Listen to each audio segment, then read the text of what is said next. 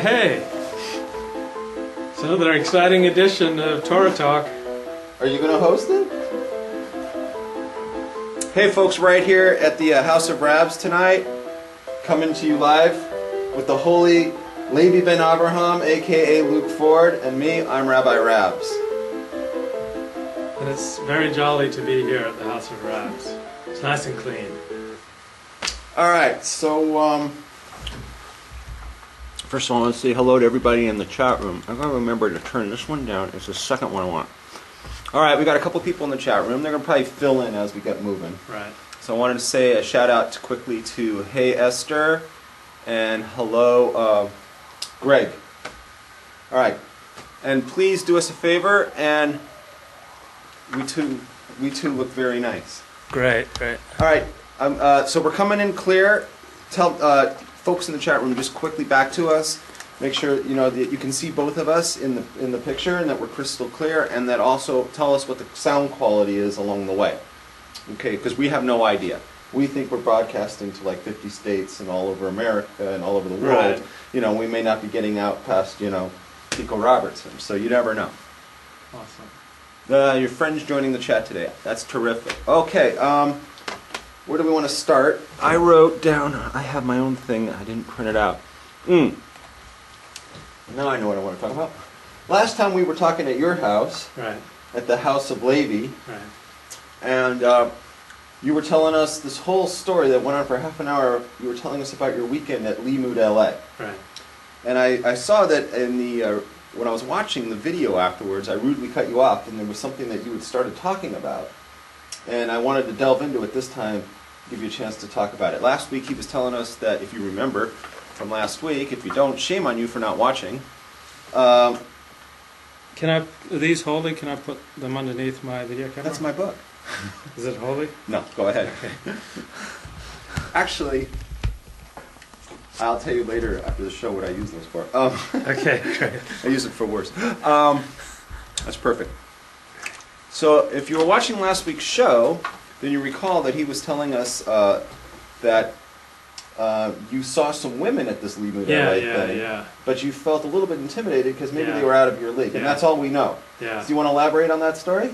Well, I'll even back up. I was on a hike before I went to Limud LA. It was a hike with Limud LA a couple of weeks before the weekend. I was talking to this woman that I like, and I was just asking her about her life, and she had so much on the ball. Like, she was working a full-time job, at least. She was running this huge volunteer organization. She was starting up her own business. She was active in another charitable organization, and she was getting extra education and like tapping her contacts, figuring out how to start her own business. So there are a lot of women these days who just have so much on the ball. Like they're working hard, they're moving ahead with their careers, they're volunteering in charitable organizations, they're getting further education, they're tapping their contacts to move even further ahead. And I think of myself as a hardworking and ambitious guy, but I felt like a total slacker next to her. So there are a lot of women like that at Limud LA who are just very accomplished and still accomplishing a lot more, like getting further education, starting their own businesses, holding down full-time jobs, and active in charitable organizations. So it was kind of intimidating when I meet like great women who I'm attracted to, but who I know are out of my league. And Why do you say they're out of your league? They just have so much more going on. They're in a well-paying job, and they're very accomplished in their career, and they have far more education than I do, and they're getting more education, and they're far more networked in, and more contacts, and like women don't like to date below them. I mean, they will date below them, they certainly don't like to marry below them. Time out. You keep using these terms above and below. Mm-hmm.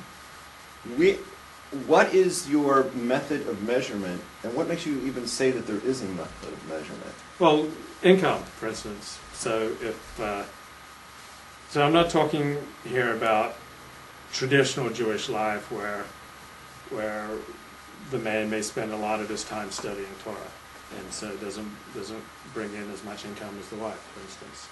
But outside of that, if the woman makes more than the man, that's not good for the marriage. Who says? That's just how it works out. Those are just the statistics. And Can you have statistics you can point to? Google it, folks, if you want to look into this.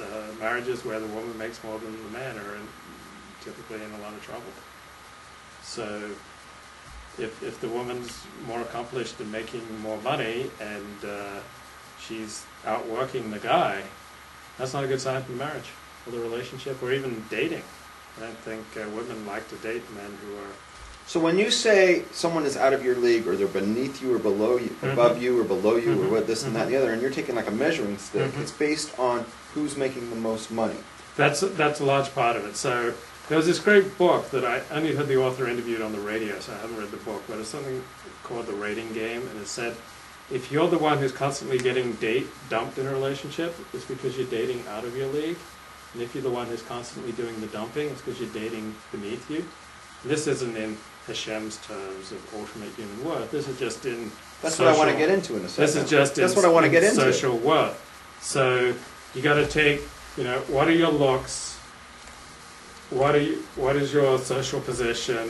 What's your personality, and what's your earning level?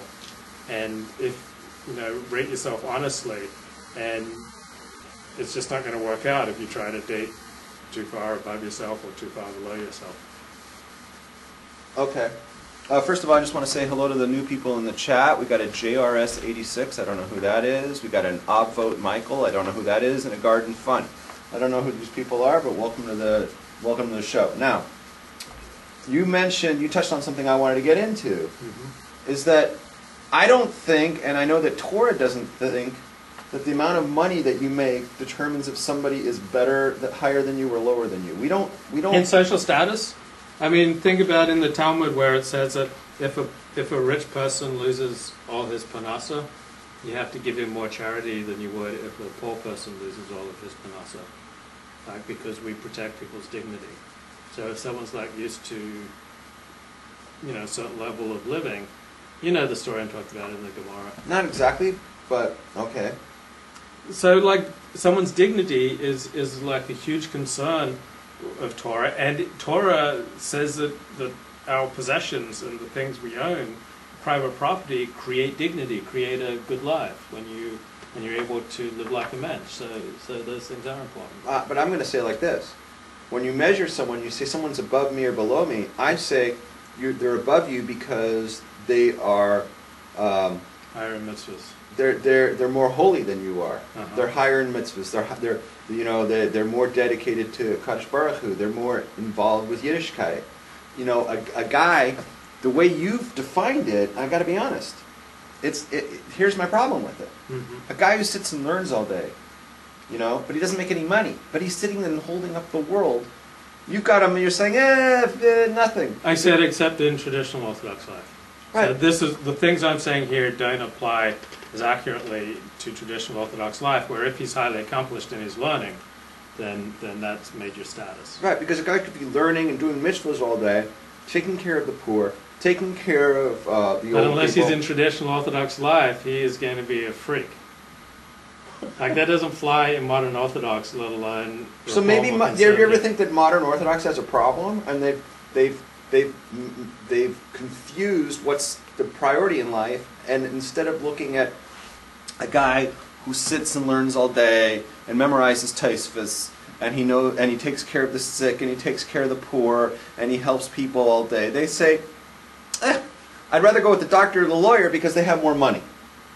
These guys don't do mitzvahs all day, but they have, whatever, they have more money. And I think that's a completely wrong approach to Torah. It's a wrong approach to life. Well, these guys who sit and learn all day, they're the ones who come around to the modern Orthodox davening and beg for money. They know better than to go to the traditional davening and beg for money because the modern Orthodox have more money. So they come around and bother the modern Orthodox for money. So, I tell you what, when I